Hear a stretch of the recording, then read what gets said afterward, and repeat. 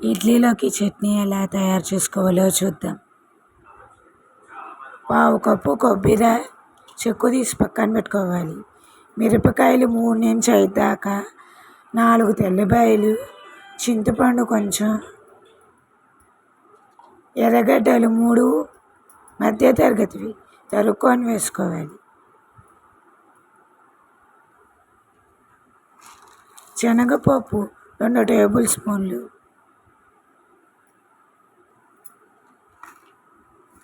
కల్లుప్పు సరిపడినంత, గ్రైండ్ చేసుకోవాలి.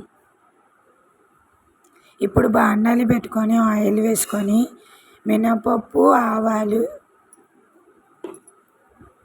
కరివేపాకు, మిరపకాయ ఒకటి వేసుకోవాలి.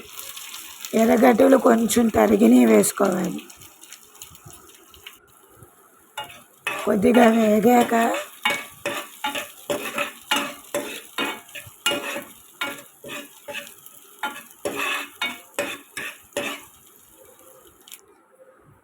గ్రైండ్ చేసి పెట్టుకున్న చట్నీని ఇప్పుడు బాండలీలో వేసి కలబెట్టుకోవాలి. అలాగే 1/2 గ్లాస్ నీళ్ళు పోసుకోవాలి. కావాలంటే కొంచెం పోసుకోవచ్చు.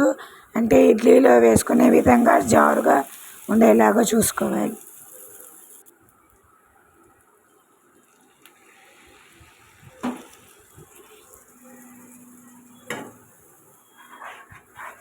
కలబెట్టాలి. కలబెట్టాక కొద్దిసేపు ఉడకనివ్వాలి. అంటే ఒక 5 నుంచి 8 నిమిషాలు దాకా.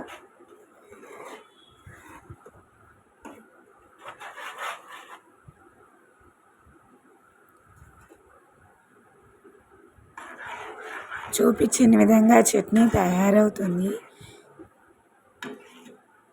ఈ చట్నీ చాలా చాలా రుచిగా ఉంది.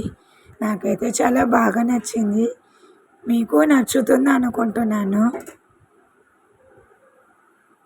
10 నిమిషాలు పొయ్యి మీద పెట్టి మగ్గనివ్వాలి. ఇప్పుడు వేరుగా డబ్బాలోకి తీసుకోవాలి. ఇది బయట పెట్టుకున్న సాయంకాలం వరకు స్మెల్ ఏం రాదు. చాలా బాగుంటుంది. చట్నీ రెడీ. ఇప్పుడు వేడివేడిగా ఇడ్లీలో వేసుకొని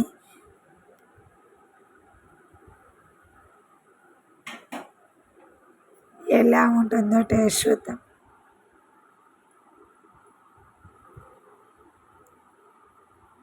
చూపించిన విధంగా వేసుకోవాలి.